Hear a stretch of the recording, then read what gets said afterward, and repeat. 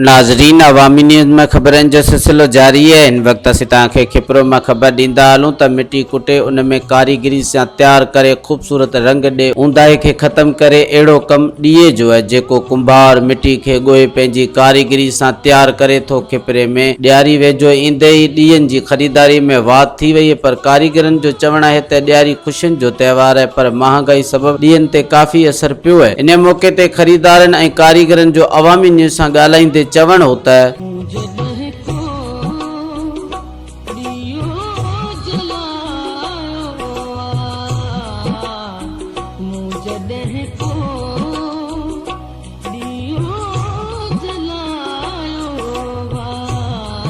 मत ॾियारी आहे उनजे करे गुज़र सफ़र कयूं था। बसि इंडियन में वधीक 3-4 ॾींहं जेको ॾींहं जा हूंदा आहिनि इन्हनि में हलंदा आहिनि, वधीक कोन हलंदा आहिनि। साईं हिननि जो आहे हिसाबु किताबु पंहिंजो ॾियारी हिंदू माण्हू जेके आहिनि ये माना ॿारींदा ॾियारी जे हिसाब सां कुझु कोन मिलियल आहे असांखे। माना पंहिंजो हुनर इनखे कुझु अॻिते वधायो वञे त तमामु बहितर सुठी ॻाल्हि आहे। ये असीं साईं ॾिया वठण आया आहियूं ॾियारी जे लाइ।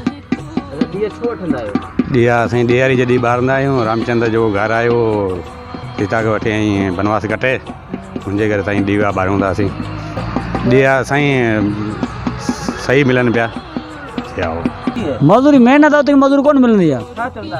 माण्हू चवंदा आहिनि मामूली मिट्टी जो कमु आहे, मिट्टी जे कम जी मजदूरी पूरी असां मिलंदी कोन आहे। महिनत जाम आहे, मजदूरी घटि आहे। मिट्टी पहिरीं आणींदा आहियूं, कुटींदा आहियूं, पुसाईंदा आहियूं, अटे मलबी आहे, पोइ लॻंदी आहे चक ते, पोइ ठहंदी आहे। मज़ीद खबरों और तफसीलात के लिए विजिट करें हमारी वेबसाइट www.awamiNewsHD.com।